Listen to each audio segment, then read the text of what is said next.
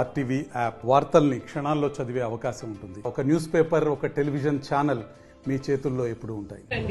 మళ్ళీ దానికోసం చుట్టూ ఒక ఎంఆర్ఓ ఆఫీస్ కి తిరగాలి, మళ్ళీ ఆర్డీఓ ఆఫీస్ వెళ్ళాలి, చివరిలో అలసిపోయి కలెక్టర్ దగ్గర వెళ్ళాలి.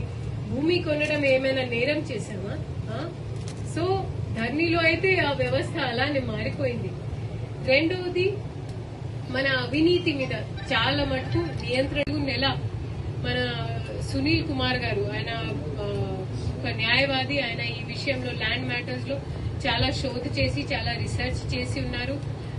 ఒక అవుట్ సైడర్ గా ఇప్పుడు మనం అందరం అధికారులు మాట్లాడితే ఒక మానసికత ఉంటది, కానీ బయట వేరే రంగం నుంచి తీసుకున్న వాళ్ళని మనం వారి అభిప్రాయాన్ని తీసుకొని ఇది ఒక సమీకృత, అంటే అందరు స్టేక్ హోల్డర్స్ వారి అభిప్రాయాన్ని తీసుకొని ఇది ఒక సమీకృత పోర్టల్ తయారు చేయడం జరిగింది.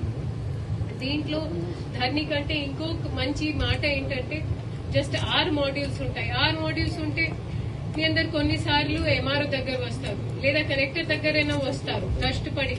అప్పుడు మేమేం చెప్తాము, ధర్నీ డౌన్ ఉంది, పోర్టల్ సర్వర్ డౌన్ ఉంది. అరే అందులో మీ తప్పు ఏంటి?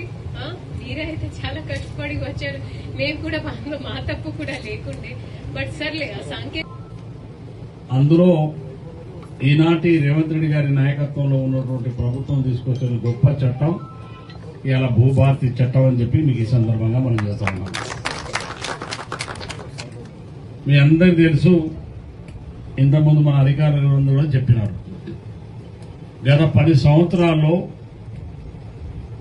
ధరణి అనేటువంటి పోర్టల్ని తీసుకొచ్చి తద్వారా రకరకాలైనటువంటి కార్యక్రమాలు అందులో జరిగినాయి.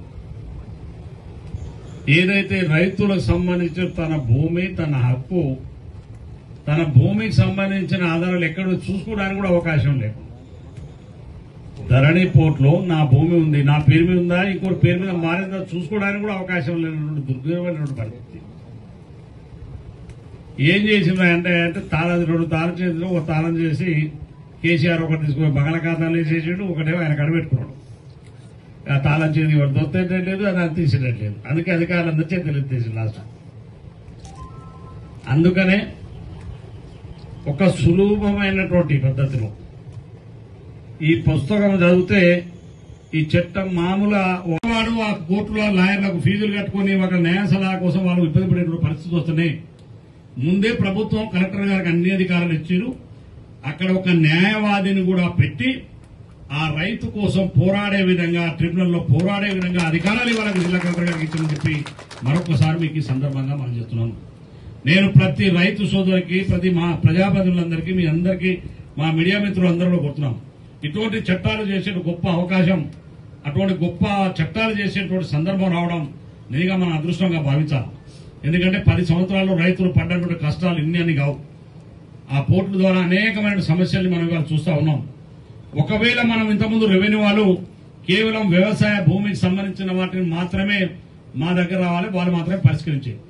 ఇంతకుముందు జేసీ గారు చెప్పిన మన గ్రామ పంచాయతీ గ్రామ కట్టం ఉంటే మన ఇక్కడ పంచాయతీ ఈవోనో, అదేవిధంగా మున్సిపాలిటీ దేవరకొండ లాంటివి ఉంటే మున్సిపల్ కమిషనరు, జీహెచ్ఎంసీలో చాలా సమస్యలు అక్కడ పైలట్ ప్రాజెక్టులో జరిగిన పద్ధతిలో అటువంటి సమస్యల్ని రాష్ట్ర వ్యాప్తంగా ఇటువంటి ఎన్ని సమస్యలు, అందులో ఒకటి ఉంది ఫారెస్ట్ నుంచి మొదలు పెట్టుకుంటే తర్వాత మనం అసైన్ ల్యాండ్ కావచ్చు, లావణి పట్టాలు కావచ్చు, అనేకమైన సమస్యలకు సంబంధించిన అన్ని సమస్యలను ఒక బేస్ చేసుకుని అక్కడ మన కలెక్టర్ గారి ఆధ్వర్యంలో అక్కడ ఒక మోడల్ పైలట్ ప్రాజెక్ట్ అక్కడ తీసుకున్న అన్ని కూడా రైతాంగానికి మేలు జరిగేటువంటి గొప్ప సమస్యలు ఇక్కడ పరిష్కారం అయినటువంటి అవకాశం ఉంది.